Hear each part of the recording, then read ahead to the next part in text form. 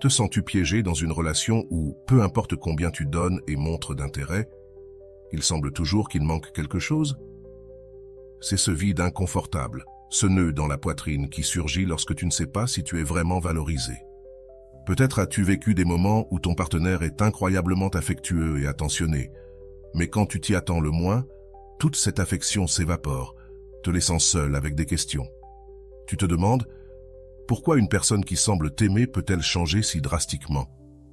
Pourquoi, juste au moment où tu commences à te sentir à l'aise, l'attention et l'affection se transforment-elles en éloignement ou en indifférence? Ce type de comportement ne génère pas seulement des doutes, mais sème aussi des insécurités que tu n'avais pas auparavant. Et le pire, c'est que tu attends que cette phase douce revienne, seulement pour découvrir que le cycle se répète encore et encore. T'es-tu demandé si c'est quelque chose que tu as fait? Mais au fond, tu sais que le problème ne vient pas de toi. Pourtant, tu te trouves enchevêtré dans cette dynamique, avec la peur constante de perdre ces brefs moments d'amour et de proximité qui semblent s'échapper comme du sable entre les doigts.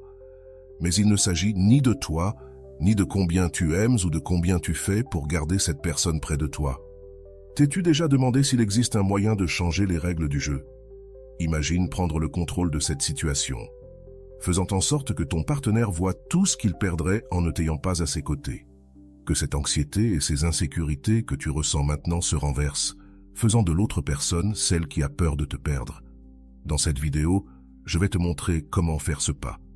Nous allons explorer comment retrouver ta sécurité, comment transformer la dynamique et comment arriver à un point où ce soit ton partenaire qui se soucie de ne pas t'avoir dans sa vie et qui ressent une véritable peur et terreur de te perdre. L'intermittence dans les relations est une dynamique émotionnellement complexe et difficile qui, malheureusement, de nombreuses personnes finissent par expérimenter sans réaliser ses effets. Mais avant de commencer, veuillez vérifier votre abonnement à cette chaîne. Cette vidéo a été réalisée avec soin et mérite votre attention. Si vous l'appréciez, activez la cloche de notification pour ne manquer aucune autre vidéo. En termes simples, cette intermittence se produit lorsqu'une personne dans la relation alterne entre des périodes d'attention et d'affection et des moments de froideur ou d'indifférence, générant une sensation de montagne russe émotionnelle chez l'autre personne. Cette situation est en essence le résultat d'un schéma de renforcement intermittent, largement étudié en psychologie. Le psychologue B.F. Skinner, célèbre pour ses études sur le conditionnement opérant, a décrit le renforcement intermittent comme un processus où une récompense ou un signal positif est donné de manière sporadique, maintenant l'intérêt ou le comportement de l'autre personne. Dans le contexte d'une relation, cela signifie que les manifestations d'affection d'une personne intermittente ont un effet similaire à celui d'une récompense aléatoire, maintenant l'autre personne accrochée et illusionnée, en attente de la prochaine démonstration d'affection. Ce schéma de renforcement intermittent dans une relation peut générer une forme de dépendance émotionnelle. La personne qui reçoit cette dose occasionnelle d'affection se retrouve dans un cycle où elle attend anxieusement le prochain moment d'affection. Bien que les périodes d'indifférence puissent être plus fréquentes ou intenses, la psychologue Esther Blasquez-Alvarez mentionne que ce type de dynamique fait que la personne affectée éprouve de l'anxiété, se posant sans cesse des questions sur ce qu'elle a mal fait ou si elle mérite plus d'attention, ce qui génère une grande insécurité. De plus, en vivant dans une dynamique aussi instable, de nombreuses personnes commencent à justifier ou à rationaliser l'indifférence de leur partenaire, allant même jusqu'à se blâmer elles-mêmes. Au fur et à mesure que la relation avance, le cycle d'attachement se renforce et peut même devenir une sorte de dépendance émotionnelle, où la personne se sent piégée dans cette relation ambivalente. L'intermittence affecte donc non seulement la stabilité émotionnelle, mais a aussi des implications profondes sur l'estime de soi. La psychologue Laura Barrero-Lafuente explique que ce type de dynamique peut amener la personne à croire que sa valeur dépend de la façon dont l'autre la traite. Par conséquent, lorsque l'affection est exprimée, la sensation de valeur personnelle augmente, tandis qu'en période de froideur ou d'absence, elle diminue. Ce changement dans l'autoconcept basé sur l'intermittence du partenaire est l'une des raisons pour lesquelles il est si difficile de rompre avec ce type de relation, car cela affecte profondément la perception de soi. De plus, l'intermittence est courante dans les relations avec des personnes narcissiques qui utilisent cette technique comme un moyen de manipulation. Les narcissiques savent qu'une dose occasionnelle d'attention suffit à maintenir l'autre personne accrochée et alternent cela avec des moments de désintérêt, créant une dépendance émotionnelle qui les favorise. Le narcissique devient le centre de la relation, tandis que l'autre personne reste piégée dans ce cycle. La dépendance émotionnelle qui découle de l'intermittence peut entraîner un épuisement émotionnel profond. Souvent, les personnes dans ce type de relation présentent des symptômes d'anxiété, de stress et de faible estime de soi. Les moments d'affection fonctionnent comme une ancre émotionnelle, leur donnant l'espoir que la relation puisse s'améliorer ou que l'autre les aime vraiment. Cependant, la réalité est que ces moments sont calculés et font partie du cycle. Une autre question pertinente sur l'intermittence est l'impact qu'elle a sur la santé mentale à long terme. Ils ont démontré que les relations basées sur le renforcement intermittent peuvent conduire la personne à un état d'hypervigilance, où elle reste en alerte constante, attendant le prochain signe d'affection ou d'attention.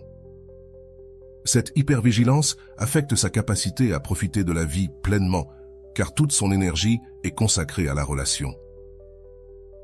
La psychologue Brenda Ruan-Bodmer souligne qu'il est fondamental que les personnes dans une relation intermittente parviennent à identifier ce schéma pour éviter une usure accrue. Le manque de stabilité et de sécurité émotionnelle dans la relation est l'un des principaux facteurs qui empêchent les personnes de mener une vie émotionnelle saine et équilibrée. Ruan met également en avant l'importance d'établir des limites et de travailler sur l'estime de soi pour contrebalancer les effets négatifs de ces relations. Pour ceux qui se trouvent piégés dans une relation de ce type, il peut être difficile de prendre la décision de rompre le cycle. L'intermittence crée l'illusion que l'amour est quelque chose qui doit être mérité, ce qui fait que de nombreuses personnes sentent qu'elles doivent s'efforcer davantage, qu'elles doivent faire plus pour obtenir cette attention. Cependant, il est important de reconnaître qu'une relation saine ne nécessite pas ces efforts constants ni cette instabilité émotionnelle. Certains psychologues ont comparé cette situation à une forme d'abus émotionnel. Bien que l'intermittence ne soit pas toujours intentionnelle, l'effet qu'elle produit est tout aussi nuisible. La personne affectée peut en venir à se sentir piégée, avec une estime de soi détériorée, incapable de comprendre pourquoi la relation ne coule pas naturellement. Et le problème ne réside pas en elle, mais dans la dynamique qui s'est créée. L'une des clés pour sortir de cette situation est de reconnaître le problème. Les personnes doivent apprendre à identifier quand elles sont dans une relation intermittente et comprendre que l'amour et l'affection ne doivent pas être soumis à des conditions ou à des changements aussi extrêmes. Une relation basée sur le renforcement intermittent n'est pas saine et, à long terme, n'apporte que de la souffrance. Un exemple quotidien de cette dynamique est lorsqu'un couple passe un week-end rempli d'affection et d'attention, mais le lendemain, l'un des membres se montre distant ou irritable, sans raison apparente. La personne affectée, au lieu de confronter ce changement de comportement, peut le justifier en pensant que son partenaire est stressé par le travail ou qu'il a simplement besoin d'espace. Ce type de rationalisation est une forme de restructuration de la réalité, où les faits sont réinterprétés pour éviter de faire face à la possibilité d'un problème plus profond dans la relation. Le déni est un autre mécanisme de défense courant dans ces situations. Par exemple, si une personne subit des accès de colère de son partenaire suivis de périodes d'affection, elle peut minimiser la gravité de ces crises en disant des choses comme « il ou elle avait juste une mauvaise journée » ou « il ou elle ne le disait pas sérieusement ». En niant la réalité des comportements négatifs, la personne évite de confronter la possibilité que la relation soit nuisible. Ce cycle d'intermittence et d'utilisation de mécanismes de défense peut mener à une forme de dépendance émotionnelle, similaire au syndrome de Stockholm, où la personne développe un attachement envers celui qui la maltraite. L'alternance entre affection et maltraitance crée une dynamique dans laquelle la victime s'accroche aux moments positifs et justifie ou minimise les négatifs, perpétuant ainsi la relation toxique. L'intermittence dans les relations repose sur un cycle qui tend à bénéficier de la réponse émotionnelle et psychologique qu'elle génère chez le partenaire affecté. D'un point de vue psychologique, cette dynamique renforce certains schémas de comportement qui maintiennent le contrôle et la dépendance. Les experts en psychologie, comme Otto Ries, suggèrent que le pouvoir dans une relation est souvent exercé par celui qui investit le moins émotionnellement. Ce jeu d'intermittence renforce cet investissement inégal, où celui qui alterne entre affection et rejet génère une dépendance émotionnelle chez l'autre personne, tandis que lui ou elle conserve le contrôle. Freud mentionne que les êtres humains ont tendance à rechercher la satisfaction même dans des relations qui ne sont pas optimales. Lorsque quelqu'un agit de manière intermittente dans une relation, un cycle de gratification et de frustration s'établit, créant un attachement émotionnel chez le partenaire. Freud souligne que les désirs inconscients motivent souvent ce comportement, surtout chez ceux qui craignent la vulnérabilité ou l'intimité totale. En maintenant leur partenaire dans un état d'attente constant, la personne intermittente évite l'engagement émotionnel complet et maintient une barrière psychologique qui lui offre un sentiment de contrôle et de sécurité. Aujourd'hui, je parlerai de l'ombre, un aspect de la personnalité qui n'est pas toujours conscient.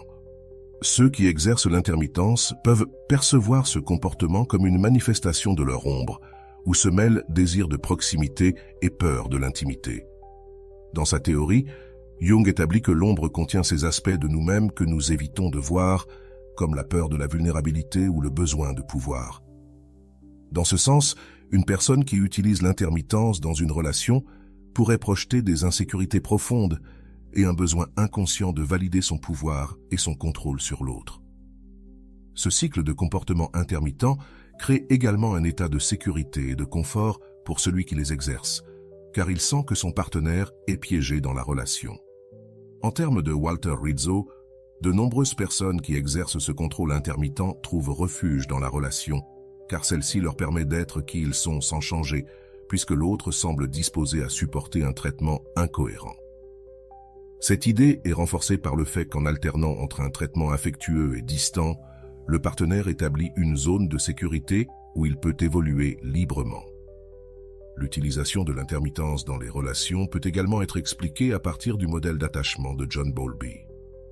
Selon Bowlby, ceux qui présentent un style d'attachement évitant ont tendance à craindre la proximité et à résister à la dépendance émotionnelle. Ainsi, en exerçant l'intermittence, ils maintiennent leur partenaire à une certaine distance, ce qui leur permet d'éviter l'engagement total sans s'éloigner complètement. En adoptant un traitement fluctuant, l'individu ne crée pas seulement de la dépendance chez son partenaire, mais évite également le risque d'une relation plus engagée. Walter Rizzo souligne que de nombreuses personnes dans des relations intermittentes apprécient le statu quo car elles n'ont pas à faire face à l'inconfort d'affronter leurs propres peurs ou limitations émotionnelles. Ce schéma leur permet de maintenir une barrière qu'ils ne franchissent pas, tout en profitant des bénéfices émotionnels et physiques de la relation. Le concept de routine dans la relation devient également un refuge, car la personne sent qu'elle peut agir de manière incohérente sans craindre de grandes conséquences.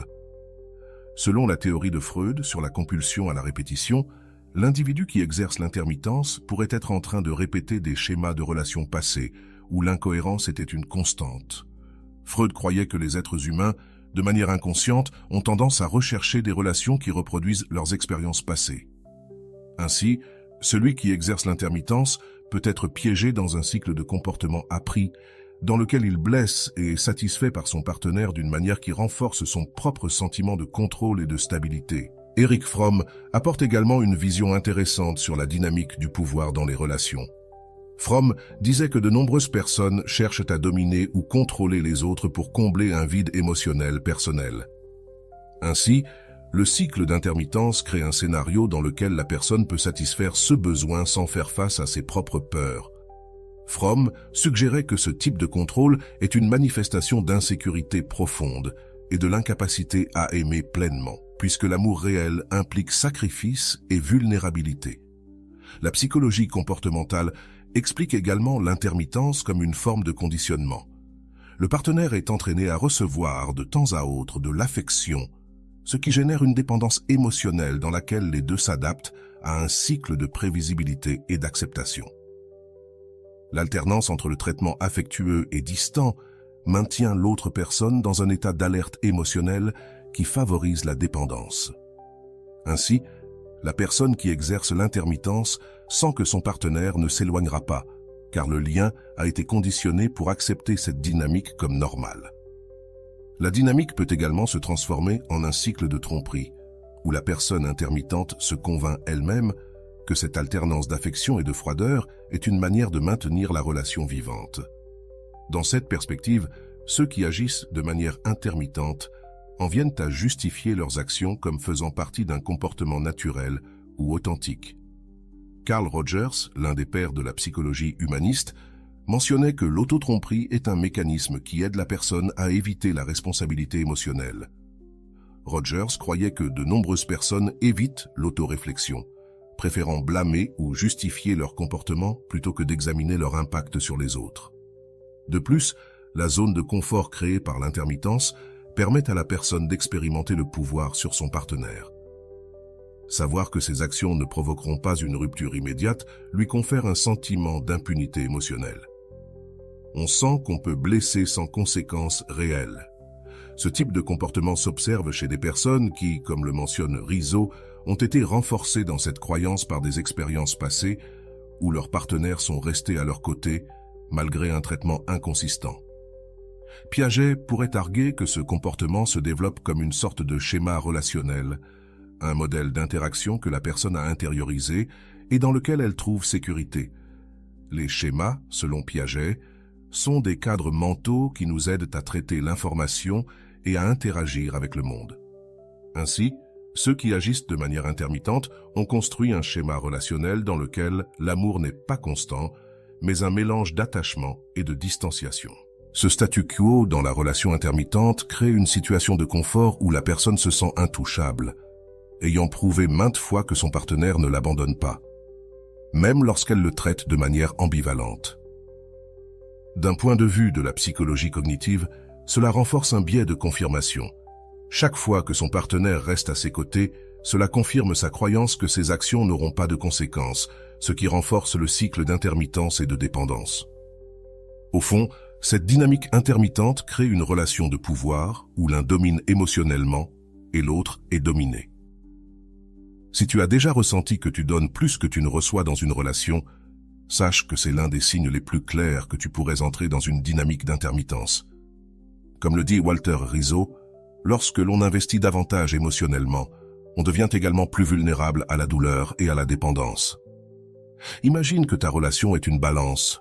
Plus tu mets de ton côté, plus tu attends que ton partenaire fasse de même, n'est-ce pas?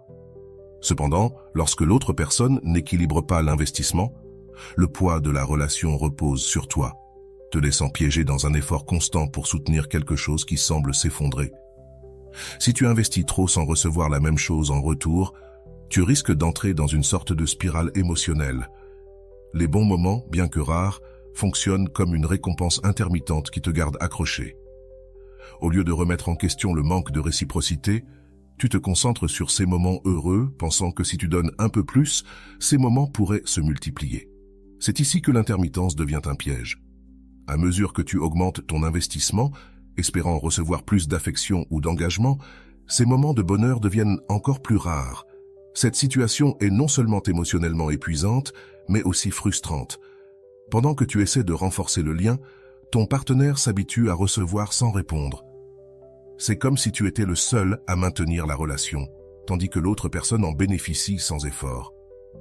Au lieu d'équilibrer l'investissement, le déséquilibre s'aggrave, te poussant à donner de plus en plus pour obtenir de moins en moins. Alors, tu te demandes, pourquoi les bons moments diminuaient-ils quand tu fais tout pour maintenir la relation? La réponse se trouve dans la dynamique même de l'intermittence. Ces beaux moments, ces éclairs de bonheur que tu valorises tant, sont dosés de manière à te maintenir dans l'attente, comme un hameçon émotionnel. Ton partenaire sait qu'un petit geste d'affection suffit pour que tu continues à investir, même s'il ne met pas du sien. Il est important que tu comprennes que ce type de relation fonctionne presque comme une arnaque émotionnelle.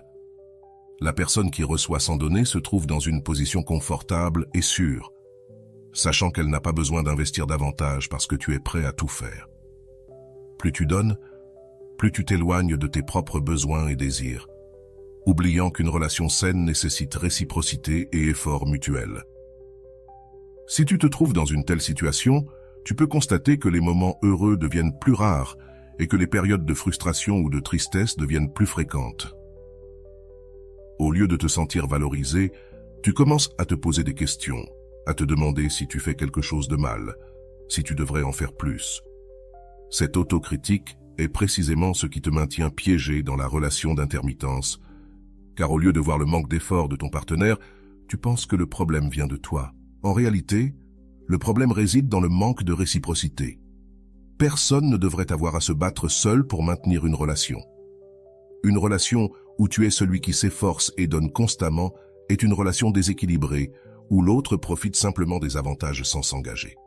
Le piège est que quand tu es piégé dans cette dynamique, il t'est difficile de voir les choses clairement.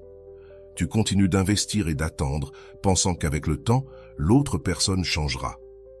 Walter Rizzo l'explique clairement. Celui qui investit le plus dans la relation est celui qui souffre le plus. Au lieu de recevoir une récompense juste pour tes efforts, tu obtiens une relation où l'affection et les sentiments se transforment en monnaie d'échange que l'autre personne utilise à sa convenance. Pendant que tu donnes de plus en plus, l'autre s'habitue à recevoir sans avoir à rendre l'appareil, profitant de ta disposition et de ton engagement. C'est une situation dangereuse car cela peut te faire croire que tu dois faire encore plus pour que ta partenaire te valorise. Cependant, plus tu fais d'efforts, plus l'idée s'installe que tu seras là, quoi qu'il arrive. Ta partenaire sait qu'un geste minime de sa part suffit à te maintenir engagé, et ainsi se crée le cycle de la dépendance, où tu es celui qui cède constamment, tandis que l'autre ne prend que. Lorsque l'affection est dosée, chaque bon moment devient une sorte de renforcement qui garantit que tu resteras dans la relation. C'est comme une petite récompense qui te donne de l'espoir et te fait croire que si tu continues à te battre, ces moments seront plus fréquents. Pourtant, plus tu investis, moins tu recevras. Cette dynamique garantit que celui qui investit le moins aura toujours le contrôle, tandis que tu te trouves piégé dans une quête constante d'affection. Tu dois te rappeler qu'une relation ne devrait pas être une course où seul un partenaire se bat. Si tu es dans une situation où tu dois constamment faire des sacrifices sans recevoir en retour, il est probable que tu sois dans une relation d'intermittence ou en voie d'en établir une. Ce manque d'équilibre émotionnel n'est pas seulement injuste, il est aussi épuisant et peut gravement nuire à ton estime de soi. La réalité est qu'aucune relation saine ne se construit de cette manière. Plus tu donnes sans recevoir, plus tu es bloqué dans un cycle qui ne profite qu'à l'autre personne. En comprenant cela, tu peux prendre conscience et commencer à revaloriser ton propre bien-être. L'amour ne consiste pas à donner jusqu'à se sentir vide, mais à partager de manière équitable, où les deux partenaires se sentent valorisés et appréciés. Accepter que tu sois dans une relation déséquilibrée est difficile, mais c'est le premier pas pour rompre avec le cycle d'intermittence. Ne laisse pas l'espoir d'un avenir meilleur te faire perdre le présent. Si ton partenaire n'investit pas autant que toi, il est temps de te demander si cela vaut vraiment la peine de continuer. L'affection, le respect et l'engagement sont les fondements d'une relation solide, et sans eux, tout effort est vain. Si tu sens que tu investis trop dans ta relation et que tes efforts ne sont pas réciproques, il est temps de changer la dynamique en appliquant l'idée que moins c'est égal à plus. Autrement dit, au lieu de continuer à donner sans cesse, tu dois commencer à réduire l'énergie et le temps que tu consacres à cette personne. Cette approche te permet non seulement de préserver ton bien-être émotionnel, mais elle met également la relation à l'épreuve. S'il existe vraiment un intérêt réciproque, cette personne remarquera ton absence et ressentira le besoin de répondre pour rétablir l'équilibre. Peut-être te demandes-tu, que se passe-t-il si j'arrête d'investir et qu'elle ne fait rien pour s'approcher ou m'appeler? C'est une préoccupation valable et il est naturel de craindre de perdre la connexion. Cependant, il est également important de se rappeler qu'une relation saine ne devrait pas dépendre uniquement de ton effort constant. Si en réduisant ton rythme d'investissement, l'autre personne ne répond pas ou n'essaie pas de compenser, c'est un signe clair que l'intérêt pourrait ne pas être mutuel. En effet, en appliquant cette stratégie, tu protèges non seulement tes émotions, mais tu obtiens aussi une opportunité précieuse d'évaluer si tu as vraiment une relation équitable ou si tu es le seul à porter le poids. Lorsque tu réduis ton investissement émotionnel, tu permets à l'autre personne de ressentir le poids de ton absence. Le manque de contact, de gestes et d'attention de ta part crée un vide qui sera perceptible, et dans une relation d'intermittence, cela a un effet puissant. L'autre personne commence à réaliser ce qu'elle risque de perdre, et si elle valorise vraiment la relation, elle ressentira ce manque et agira en conséquence. Cette peur de te perdre est ce qui peut amener l'autre à changer de comportement, te montrant ainsi si elle est capable de répondre à tes efforts de manière juste et équilibrée. La technique de moins c'est égal à plus te donne l'avantage de mettre les choses en perspective. Au lieu de forcer la relation, tu évalues si la connexion est vraiment solide. Si tes actions ont toujours été celles qui soutiennent la relation et que tu n'as jamais laissé d'espace à l'autre pour qu'elle s'engage, alors tu ne sauras jamais vraiment quel est son engagement envers toi. En réduisant ton investissement, tu peux observer s'il y a un changement dans son comportement et si elle est prête à maintenir le lien avec le même effort que tu avais mis. Un autre avantage d'investir moins est que tu réduis l'usure émotionnelle. Lorsque tu mets constamment toute ton énergie dans quelqu'un qui ne fait pas de même, tu finis par t'épuiser et te remplir de frustration. En prenant du recul et en arrêtant de tant investir, tu diminues cette fatigue et laisses la place à l'équilibre émotionnel de revenir à toi. Ce processus t'aide à maintenir une relation depuis une position de respect. Au lieu de chercher constamment la validation ou l'affection d'une autre personne, il est important de souligner qu'en appliquant cette stratégie, tu ne joues pas à un jeu de pouvoir ni ne cherches à manipuler. Ce que tu fais vraiment, c'est te donner toi-même la valeur que tu mérites et donner à la relation l'opportunité d'évoluer vers un espace où les deux s'efforcent de manière juste. En établissant des limites sur combien tu es prêt à investir sans réciprocité, tu envoies le message que tu valorises ton temps, ton énergie et tes émotions. C'est ici que le véritable changement dans la dynamique intervient. En réduisant ton investissement, tu investis aussi dans ton propre bien-être. La relation ne dépend plus d'un seul côté, et maintenant, c'est l'autre personne qui doit évaluer combien elle veut vraiment maintenir le lien. Ce processus est naturel et ne devrait pas être forcé. Dans une relation de couple, les deux doivent être prêts à se battre et à construire ensemble. Si tu es toujours celui qui fait le travail, tu ne verras jamais le véritable engagement de l'autre personne. Arrêter d'investir autant n'est pas un risque, mais une opportunité de voir si cette personne désire vraiment le même type de relation que toi. Il se peut qu'en remarquant ta distance, l'autre personne prenne conscience de l'importance que tu as et commence à fournir le même effort. C'est ce qu'on appelle équilibrer l'investissement émotionnel, cesser de donner sans recevoir et attendre que l'autre personne prenne l'initiative. Et si elle ressent vraiment la peur de te perdre, elle le prouvera par des actes. D'un autre côté, si après avoir réduit ton investissement, tu remarques que l'autre personne reste indifférente ou ne fait aucun pas vers toi, alors la réponse est claire. Tu as pris une décision qui t'aidera à éviter de plus grandes déceptions à l'avenir. L'absence de réponse confirme que peut-être toi seul faisais l'effort et que la relation n'avait pas un véritable intérêt réciproque. Ce processus n'est pas facile, car nous avons l'habitude de donner et de chercher l'affection de l'autre. Cependant, arrêter d'investir de manière excessive est un acte d'amour-propre. Tu ne t'éloignes pas par manque d'intérêt, mais pour te donner le respect que tu mérites. Tu te protèges d'une relation qui n'apporte que de l'épuisement et un manque de réciprocité. Dans ce sens, moins est vraiment égal à plus. Moins d'investissement sans réciprocité signifie plus d'espace pour prendre soin de ton bien-être à long terme. Adopter cette mentalité t'aide à établir des relations saines et équilibrées.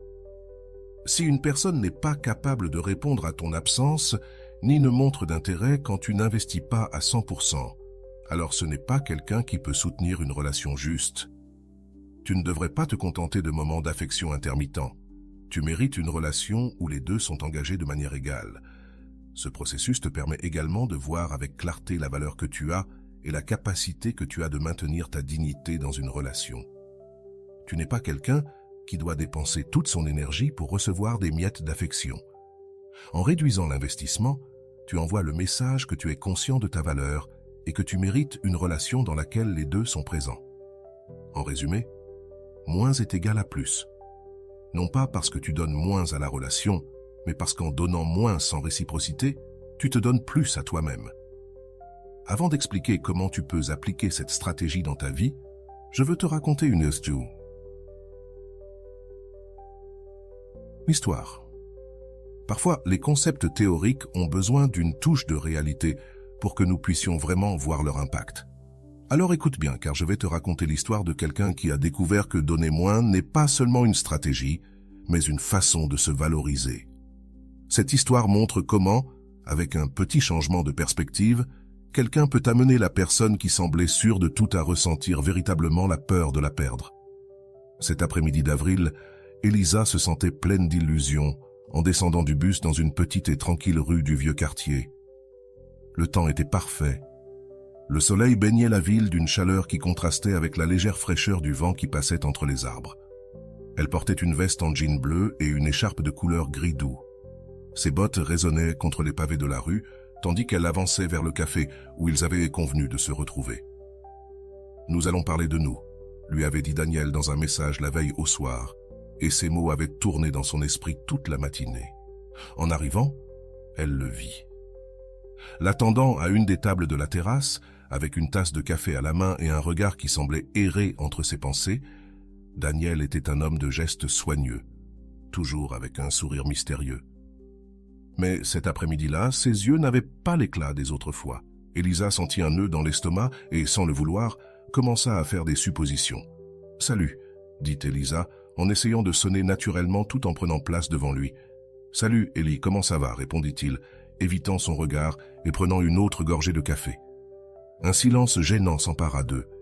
Il était habituellement affectueux et blagueur, mais aujourd'hui il semblait différent, comme s'il portait une barrière invisible. « Je voulais juste savoir comment tu allais, » dit-elle, essayant de combler le vide des mots. Daniel soupira, détournant le regard vers l'horizon. « C'est compliqué, Elisa. Parfois, j'ai l'impression que nous sommes dans des endroits différents. Je ne veux pas que tu penses mal, mais j'ai besoin de mon espace. Tu sais, c'est important pour moi. » Elisa ressentit comme une petite douleur lui traverser la poitrine. Elle essaya de se montrer compréhensive, mais son esprit était rempli de questions.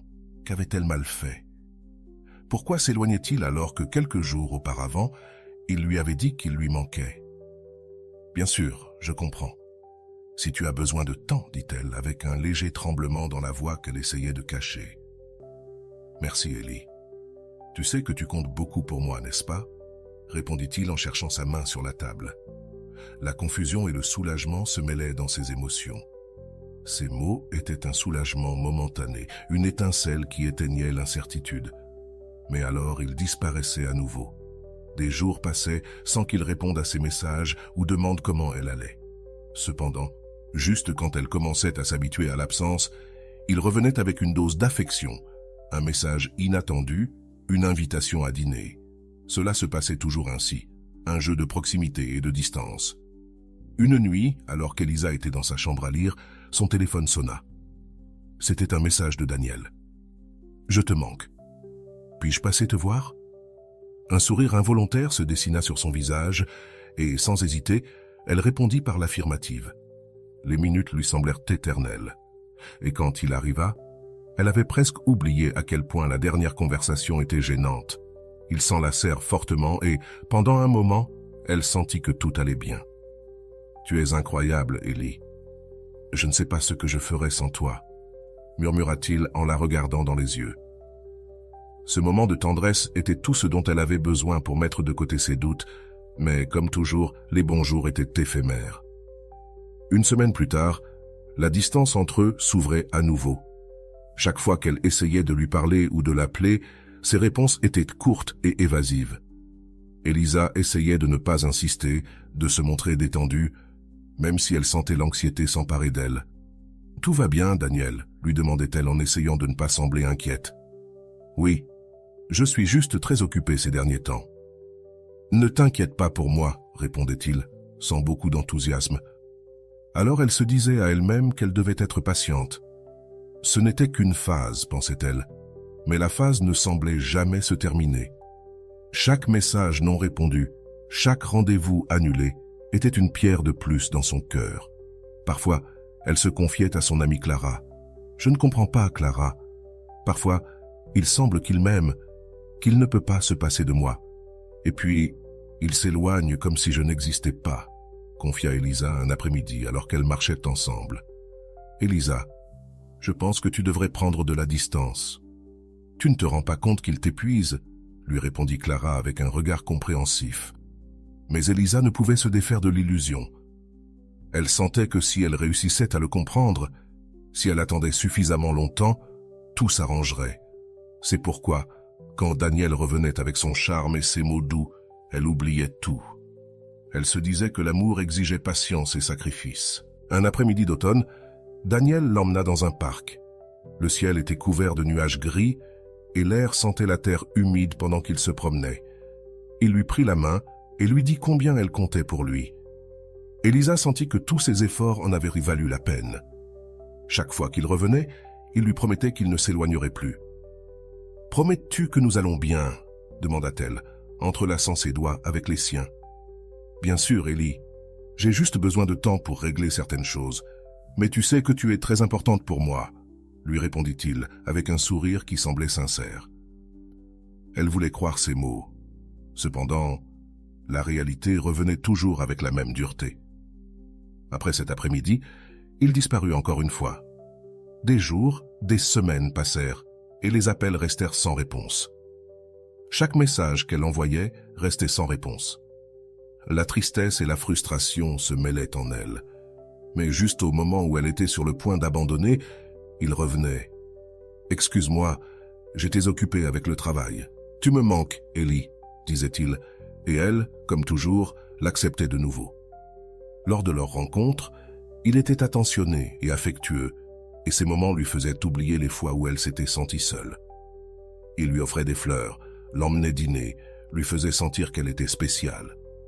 Mais après quelques jours, il disparaissait à nouveau, la laissant une fois de plus dans l'incertitude. « Pourquoi fais-tu ça, Daniel ?» demanda-t-elle une nuit d'une voix tremblante. « Ce n'est pas à cause de toi, Ellie. Tu sais que j'ai beaucoup de choses en tête, » répondit-il, esquivant le sujet. C'était un cycle qui semblait sans fin. Chaque fois qu'il apparaissait, elle avait l'impression que tout allait changer, qu'enfin il pourrait être heureux, sans condition. Cependant, lorsque la distance revenait, elle sentait qu'elle tombait dans un vide. Malgré tout, elle ne pouvait pas l'éviter. Elisa se souvenait toujours de cette nuit où Daniel s'était assis à la table avec ses parents. C'était un dîner chaleureux. La maison était éclairée par une douce lumière jaune et l'arôme de la nourriture maison remplissait l'air. Daniel se montrait charmant, sincèrement intéressé à les connaître, et avec chaque mot, il semblait consolider encore plus son engagement envers Elisa. Ses parents échangeaient des regards d'approbation pendant qu'il parlait de ses projets d'avenir, mentionnant à quel point il voulait de la stabilité et qu'il cherchait une relation dans laquelle il pourrait grandir et fonder une famille. « C'est un plaisir de vous rencontrer, » dit-il en levant un verre de vin. « Depuis que j'ai connu Elisa, j'ai su qu'elle était spéciale, quelqu'un avec qui je voulais quelque chose de sérieux. » Elisa écoutait ces mots, ressentant un mélange de fierté et d'espoir. C'était l'homme dont elle avait toujours rêvé, et ce geste de s'impliquer avec sa famille lui donnait la sécurité de savoir qu'enfin, après tant de moments incertains, il était prêt à bien faire les choses. En se disant au revoir, Daniel s'adressa à sa mère avec un sourire chaleureux et la remercia de l'avoir invitée cette nuit-là. Elisa ne put s'empêcher d'imaginer leur avenir ensemble, son mariage, leur vie partagée. Tout semblait si parfait, si réel. Cependant, quelques semaines plus tard, lorsque la réalité s'imposa, les choses revinrent à changer. Juste au moment où elle croyait que tout allait bien, Daniel s'éloigna à nouveau, se montrant évasif dans les messages et distant dans les conversations.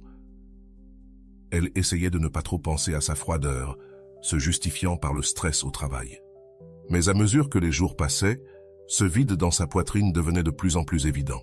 Un mois plus tard, Daniel la surprit à nouveau. C'était l'anniversaire de sa nièce, et il insista pour l'accompagner à la célébration. Elisa était excitée, elle sentait qu'il s'impliquait vraiment dans sa vie. Pendant la fête, Daniel se montra affectueux et attentif avec la petite fille, la faisant rire et lui montrant des tours de magie avec des cartes qu'il avait dans sa poche. C'était incroyable de le voir ainsi, si proche de sa famille, la faisant croire en chaque promesse implicite de ce geste. « Tu as une nièce charmante, Ellie. J'adorerais la voir grandir à tes côtés, » lui dit-il pendant qu'ils observèrent la petite jouer avec ses amis. « Vraiment ?» demanda-t-elle, le cœur battant vite, espérant que cette déclaration était sincère. « Bien sûr, je n'ai aucun doute que je veux construire quelque chose de durable avec toi, » confia-t-il en la regardant dans les yeux. La chaleur de cet après-midi l'accompagna pendant plusieurs jours. Elisa sentait que cette fois tout serait différent, qu'enfin, elle pourrait avoir la stabilité qu'elle désirait tant. Cependant, peu après, l'intermittence frappa à nouveau. Ils avaient prévu de dîner dans leur restaurant préféré une nuit. Elle arriva à l'heure. Elle s'est assise et a attendu, regardant passer les minutes sur l'horloge tout en vérifiant son téléphone, mais il n'y avait aucun message. Le temps avançait et Elisa commençait à s'inquiéter. Elle a essayé de l'appeler plusieurs fois, mais tous les appels furent vains. Une sensation de vide et de déception s'est emparée d'elle, et après avoir attendu 1 heure sans réponse, elle a décidé de partir. Elle est rentrée chez elle, sentant que le sol s'effondrait sous ses pieds. Chaque pas lui semblait une épreuve de sa vulnérabilité, de la façon dont elle avait placé tout son espoir en quelqu'un qui, à ce moment-là, ne se préoccupait même pas de lui envoyer des excuses. Le lendemain, lorsqu'elle a enfin réussi à le joindre, Daniel a répondu avec indifférence « Désolé Ellie, j'ai oublié.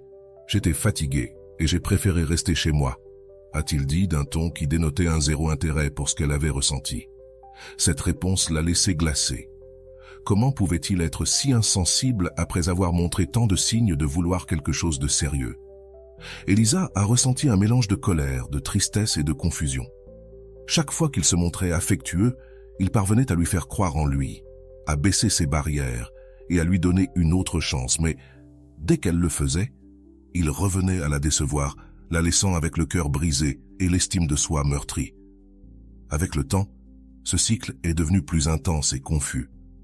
Chaque fois que Daniel s'éloignait, Elisa ressentait une anxiété constante, attendant qu'il lui redonne une miette d'attention.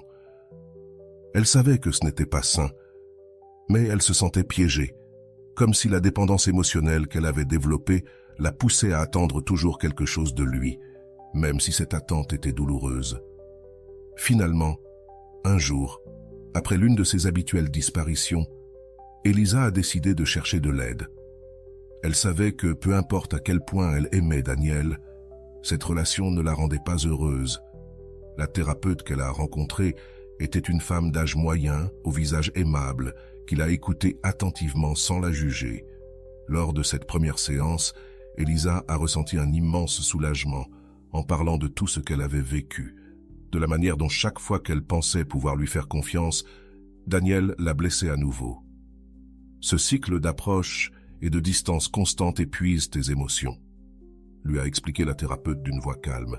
Il ne s'agit pas de combien tu l'aimes, mais de combien tu es prête à supporter. Ces mots se sont gravés dans son esprit. La thérapeute l'a aidé à comprendre que les comportements de Daniel étaient une forme de contrôle, la maintenant piégée dans la relation sans jamais lui donner de véritable sécurité. Elle a commencé à prendre conscience de l'impact que ce schéma d'intermittence avait sur elle et de la façon dont, en réalité, elle avait le pouvoir de décider combien elle voulait investir. À partir de ce jour, Elisa a commencé à observer la relation sous un autre angle. Chaque fois qu'il s'éloignait, au lieu de chercher désespérément son approbation, elle essayait de se souvenir de ce qu'elle avait appris en thérapie. Elle savait que cela ne serait pas facile, mais elle était déterminée à changer sa perspective, à poser des limites et à ne pas laisser Daniel continuer à jouer avec ses émotions. Des semaines passèrent où Elisa resta ferme dans sa décision de prendre de la distance. Sa thérapeute lui avait conseillé d'appliquer le concept de moins c'est égal à plus. Et bien que cela lui ait d'abord semblé difficile, elle commença bientôt à remarquer des changements. Elle décida qu'elle ne patienterait plus constamment pour ses messages, ni ne vivrait en fonction de sa présence ou non. À chaque tentative de contact de Daniel, elle répondait calmement, sans l'urgence d'autrefois. Sa vie commençait à retrouver sa stabilité. Son monde ne tournait plus uniquement autour de lui. Chaque fois qu'elle ressentait la tentation de l'appeler ou de lui envoyer un message, elle se rappelait de la douleur qu'il lui avait souvent causée et se répétait que maintenant, les choses seraient différentes.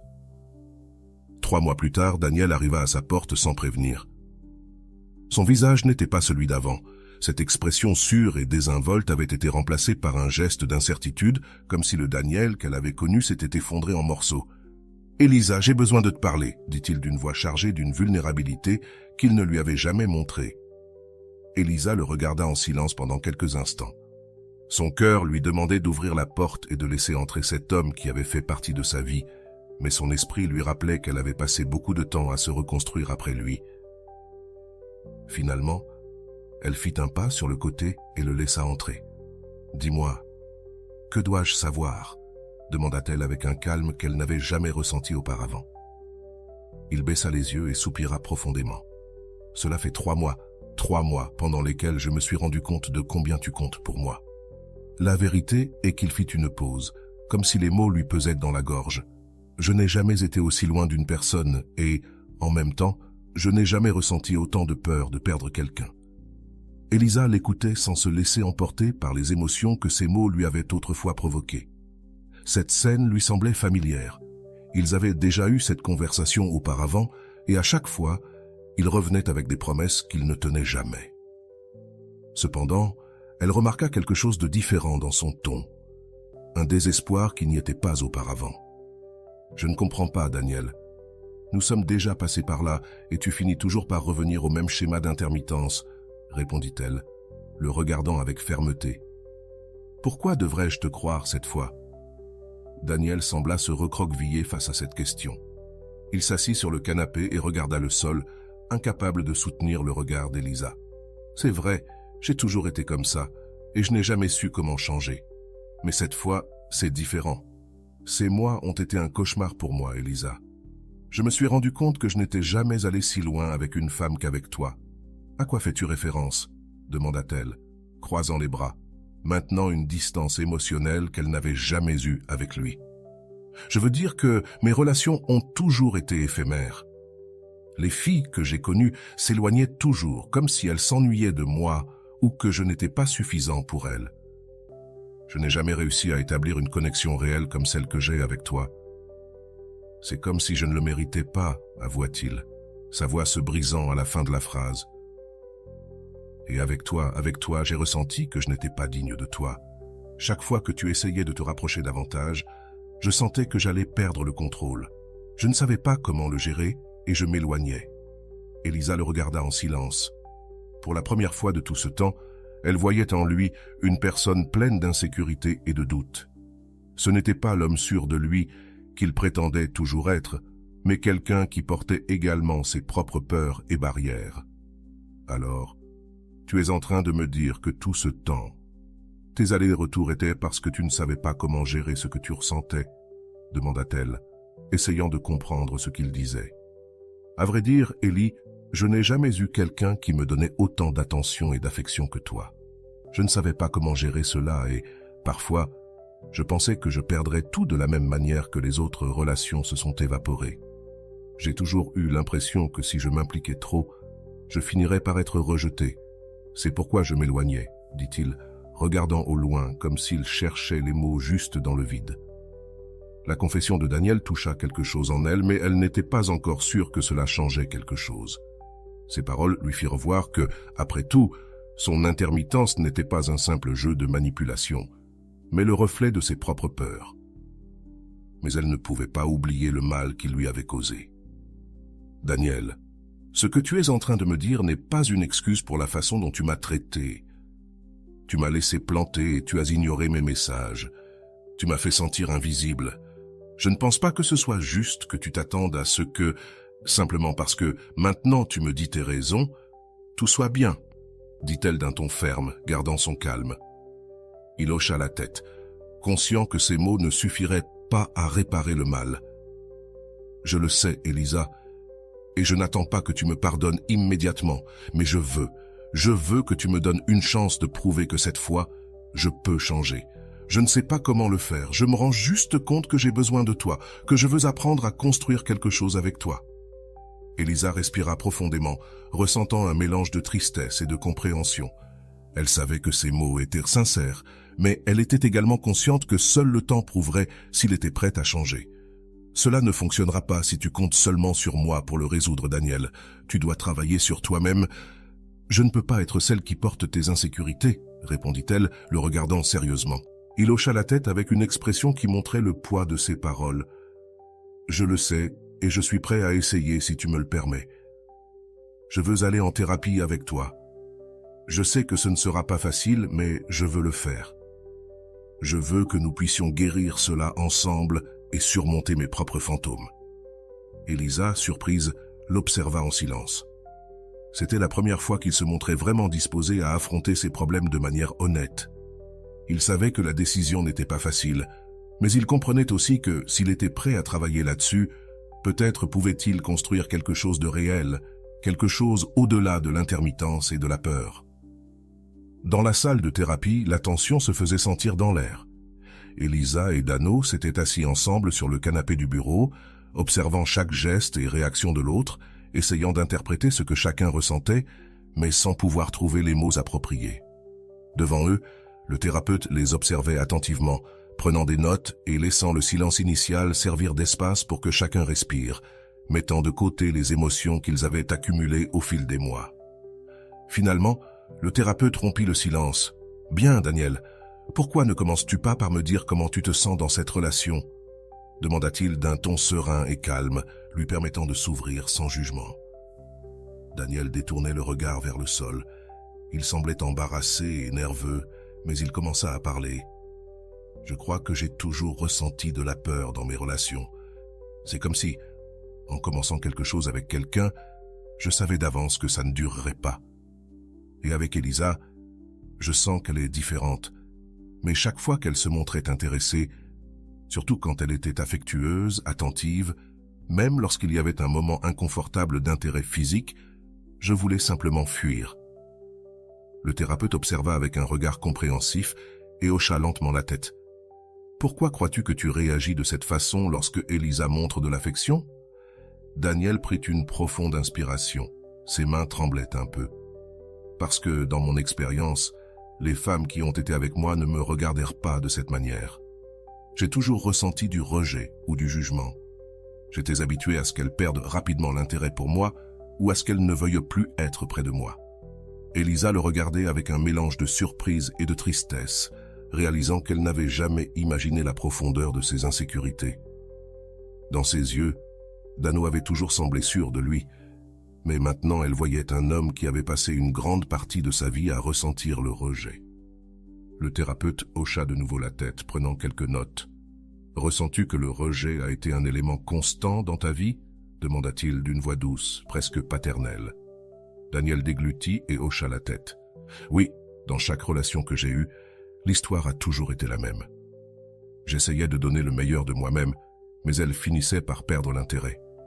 Je ne savais jamais ce que je faisais mal, et cela me faisait sentir que je n'étais pas à la hauteur. » Le thérapeute le regarda avec empathie et réfléchit un instant avant de parler.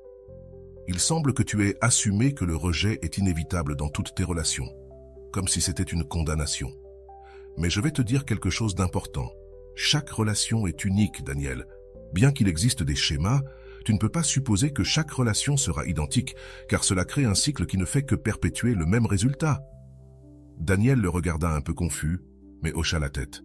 « Alors, tu es en train de dire qu'au lieu d'anticiper qu'Elisa va me quitter, je devrais me permettre d'expérimenter ce que c'est que d'être dans une relation saine, même si cela me fait peur ?» Le thérapeute sourit légèrement. « Exactement. Tu essaies de te protéger de la douleur en anticipant la fin trop tôt. En faisant cela, tu prives la relation de l'opportunité de se développer, et d'une certaine manière, tu sabotes quelque chose qui pourrait être différent et positif pour toi. » Elisa regardait Daniel, comprenant maintenant que son intermittence et ses réactions de rejet n'étaient pas un manque d'amour, mais une défense qu'il avait construite pour ne pas ressentir la même douleur encore et encore. C'était comme s'il s'éloignait pour essayer de prendre le contrôle d'une fin qu'il craignait, mais qui n'était pas encore arrivée. « Daniel, tu as mentionné que tu te sentais mal à l'aise lorsque Elisa se montrait affectueuse avec toi, même lorsqu'elle montrait un intérêt physique. Peux-tu nous expliquer pourquoi cela te faisait vouloir fuir ?» demanda le thérapeute, essayant d'approfondir le sujet. Dano haussait les épaules, visiblement mal à l'aise. « C'est que je ne suis pas habitué. Les rares fois où j'ai eu une partenaire, l'affection était quelque chose de limité, presque comme si ce n'était pas important. Et lorsque Elisa me montrait ce type d'attention, me faisait sentir comme si je ne le méritais pas. Je sens qu'elle est trop pour moi, que quelqu'un comme ça ne devrait pas être avec quelqu'un comme moi. » Elisa a ressenti un nœud dans l'estomac en entendant ces mots.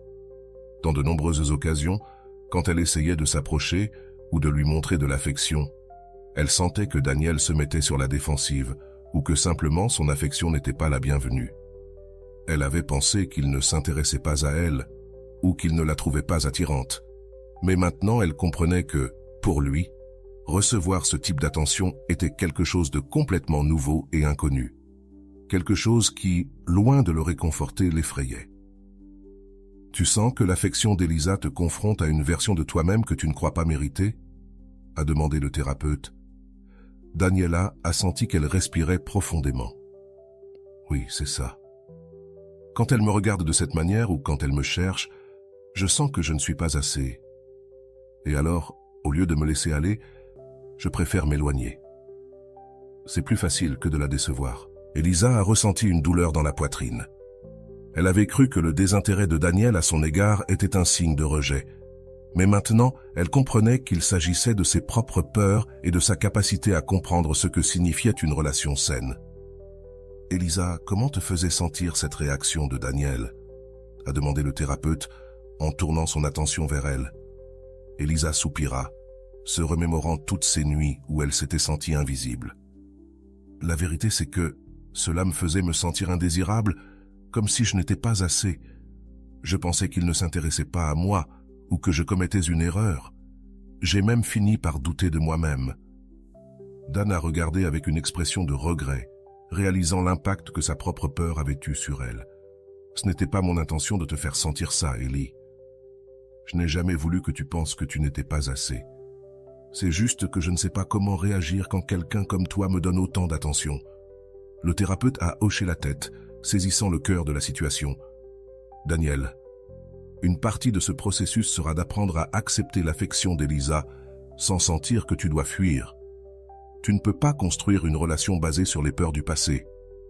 L'idée que chaque relation est unique est précisément pour que tu comprennes que cette histoire n'a pas à se terminer comme les précédentes. » Daniel a lentement hoché la tête, comme s'il commençait à comprendre le poids de ses mots. « Donc, tu penses que je peux m'habituer à être dans une relation saine? Parce que, honnêtement, c'est quelque chose que je n'ai jamais expérimenté. » « C'est un processus, » a répondu le thérapeute. « Mais je suis sûr que tu peux apprendre à voir Elisa comme une partenaire et non comme quelqu'un qui va inévitablement te quitter. Il s'agit de construire ensemble, sans peur et sans hâte. Elisa est ici avec toi et elle est prête à marcher à tes côtés. » Elisa a senti son cœur se remplir d'espoir. Cette fois, elle savait que Daniel était prêt à vraiment essayer. L'histoire d'Elisa et Daniel nous offre une puissante réflexion sur la croissance émotionnelle et la capacité de changement que l'amour peut inspirer en une personne. D'un point de vue psychologique, la figure d'un homme sain ne se limite pas à quelqu'un qui a évité la douleur ou les blessures, mais représente celui qui a travaillé sur ses traumatismes et ses peurs, qui, après avoir affronté ses démons, parvient à devenir une personne complète et capable de construire une relation saine. Le chemin que Daniel a emprunté pour guérir et finalement devenir cet homme sain est un processus complexe. Mais la réaction d'Elisa, prenant de la distance et établissant des limites, a été ce qui a catalysé cette transformation. Dans ces mois de distance, Elisa a fait en sorte que Daniel ressente la peur réelle de perdre quelqu'un qu'il aimait. Il ne s'agit pas simplement de générer de l'insécurité chez l'autre, mais de lui montrer l'importance d'établir des limites et le respect de soi. Elisa, en privilégiant son bien-être, a envoyé un message de valorisation de soi, montrant qu'elle ne serait pas prête à tolérer un lien qui la laisserait en second plan ou qui continuerait dans un cycle toxique. En prenant ces mesures, elle a prouvé que le véritable amour repose sur le respect mutuel et la volonté de chacun d'améliorer les choses. Dans l'analyse de Rolando Goicoechea, un homme blessé qui n'a pas guéri ses traumatismes ne peut pas offrir un amour plein et constructif. Daniel, dans ses rencontres et ses désaccords avec Elisa, projetait ses blessures de rejet et a engendré des difficultés dans leur relation. Ces insécurités constituaient une barrière l'empêchant de se connecter profondément car il était prisonnier de la peur constante d'être abandonné à nouveau. Mais en confrontant cette peur, il a réalisé qu'il devait, plus que jamais, travailler sur lui-même pour pouvoir offrir à Elisa l'amour et la stabilité qu'elle méritait. L'importance de ce processus de guérison. Cela réside dans le fait qu'Elisa n'a pas été simplement une thérapeute émotionnelle pour Daniel, mais une inspiration pour qu'il prenne la décision de guérir par lui-même. Pour Goicoechea, Un homme véritablement sain et réparé ne cherche pas à ce que sa partenaire guérisse ses blessures, mais prend le contrôle de son processus de guérison et devient capable d'offrir de l'amour sans peur ni dépendance. C'est ce que Daniel a finalement compris, que pour construire une relation vraie et durable, il devait faire face à ses propres peurs. En réalisant la possibilité réelle de perdre Elisa, Daniel a ressenti un tremblement émotionnel, une panique qui l'a conduit à voir qu'il ne pouvait plus continuer à fuir ses problèmes. La détermination d'Elisa à donner moins dans la relation et à établir des limites a été ce qui l'a finalement poussé à rompre le cycle d'intermittence. L'absence d'Elisa lui a donné l'espace nécessaire pour réfléchir à ce qu'il voulait réellement, l'amenant à une profonde introspection qui l'a aidé à identifier et à comprendre les racines de ses insécurités. Un aspect fondamental de ce processus est le pouvoir du respect de soi et la valeur qu'Elisa a montrée en se retirant. De cette posture, Elisa a renforcé sa propre estime de soi et a appris à Daniel que l'amour ne doit pas être conditionné par des comportements intermittents. En adoptant cette attitude, elle lui a montré qu'une relation a besoin de la volonté des deux partenaires pour prospérer et que la peur de perdre quelqu'un ne doit pas être manipulée, mais canalisée vers la croissance et l'amélioration personnelle. L'histoire démontre que lorsqu'une personne établit des limites et fait un pas en arrière, l'autre est obligé de se confronter à lui-même et, s'il est vraiment courageux, à effectuer le travail intérieur nécessaire. Dans ce cas, Daniel a commencé à voir que son schéma de rejet et de peur n'était pas seulement un obstacle à la relation, mais un empêchement à son propre développement personnel. Cela reflète également le principe de Goïko-Echea sur l'homme qui se reconstruit par amour, comprenant que sa guérison n'est pas une faveur envers sa partenaire, mais un acte d'amour-propre. L'intervention du thérapeute a également apporté une nouvelle perspective à la situation de Daniel, en lui montrant qu'il était piégé dans un cycle de rejet auto-imposé. Le thérapeute l'a aidé à comprendre que ce schéma n'était pas un reflet de ses relations actuelles, mais d'un traumatisme qu'il perpétuait lui-même. Daniel, en entendant que chaque relation est unique, a compris qu'il projetait ses échecs passés dans sa relation avec Elisa, incapable d'accepter que cette fois, l'histoire pourrait être différente. La guérison et la décision de changer que Daniel a prise n'étaient pas seulement importantes pour lui, mais constituaient un véritable acte d'amour envers Elisa. En travaillant sur lui-même, il construisait une relation plus saine et stable pour tous les deux. Cela renforce l'idée que le véritable amour ne repose pas sur des mots ou des promesses vides, mais sur des actions significatives qui démontrent l'engagement envers le bien-être de l'autre. Dans le cas de Daniel, sa détermination à guérir et à s'améliorer lui a permis de devenir l'homme sain dont Elisa avait besoin. Un homme blessé peut créer un lien, mais il aura du mal à construire une relation pleine et authentique sans avoir d'abord travaillé sur ses propres conflits internes. En changeant par amour pour lui-même et pour Elisa, Daniel se débarrassait de la version de lui-même qu'il avait maintenue piégée dans le rejet et l'insécurité.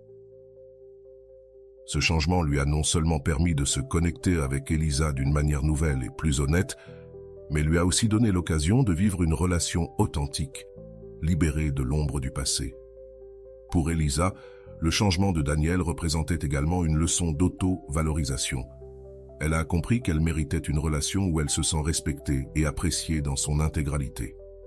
La distance qu'elle a prise a non seulement eu un impact sur Daniel, mais lui a également donné l'espace pour redécouvrir sa propre valeur. En voyant que Daniel était prêt à travailler sur lui-même, Elisa a trouvé la certitude que sa décision avait été la bonne et que ses limites étaient la base d'une relation saine. Tout au long du processus, ils ont appris que l'amour véritable demande des efforts, mais surtout qu'il requiert que chacun soit complet en tant qu'individu.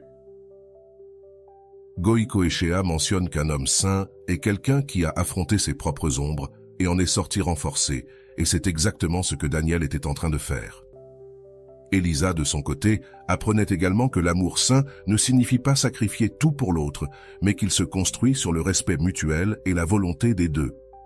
En fin de compte, l'histoire d'Elisa et de Daniel nous montre que le véritable acte d'amour est celui où chacun, de son propre chef, travaille sur lui-même pour devenir de meilleurs compagnons.